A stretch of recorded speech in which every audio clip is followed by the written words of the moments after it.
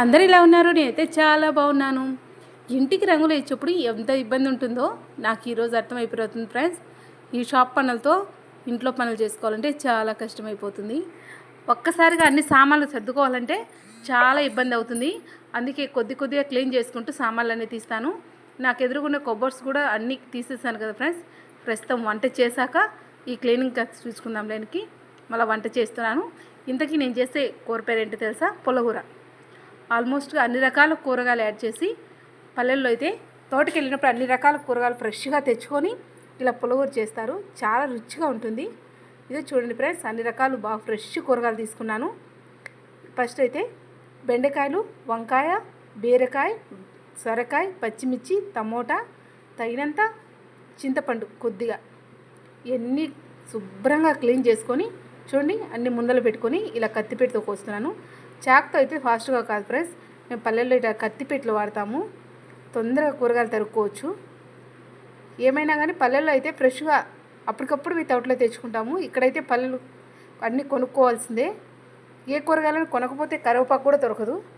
అదే పల్లెల్లో అనుకో, ఆల్మోస్ట్ తోటకాడికి వెళ్తే ఎవరి తోటలో ఉన్నా కానీ ఇదో తీసుకెళ్ళక్క, నా ఏదో కూరగాయలు కోసుకెళ్ళు, ఎలాగో చేను కాడికి వచ్చావు కదా అని చెప్తారు. ఇక్కడైతే ఒక్క కొమ్మ కరివేపాకు కూడా 5 రూపాయలు 10 రూపాయలు డబ్బులు పెట్టాల్సిందే.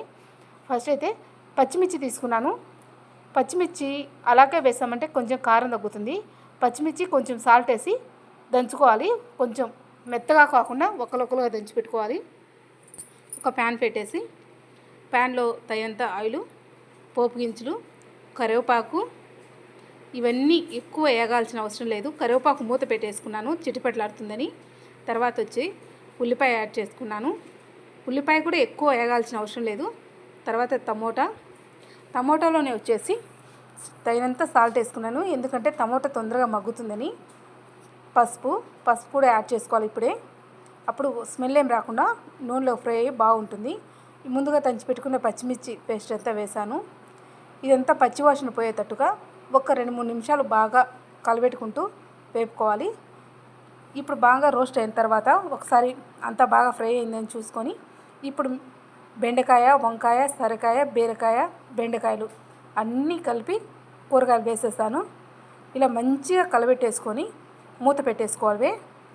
ఆ నూనెలోనే ఆ మసాలాలోనే బాగా మగ్గిపోతుంది, సగం వరకు ఉడికిపోతుంది. అలాగా ఫ్రై చేసుకోవాలన్నమాట. ఇప్పుడు చూడండి చక్కగా సగం వరకు ఉడికింది. ముందుగా చెప్పినట్టుగా చింతపండు కొంచెం తీసుకున్నానండి, కూరకు తగినట్టుగా. కొంచెం పులుపు కూడా యాడ్ చేసుకోవాలి, బాగుంటుంది అప్పుడే. ఆ చింతపండు గుజ్జు వాటర్ కొద్దిగా పోసి మంచిగా పొయ్యి పెట్టేసుకోవాలి.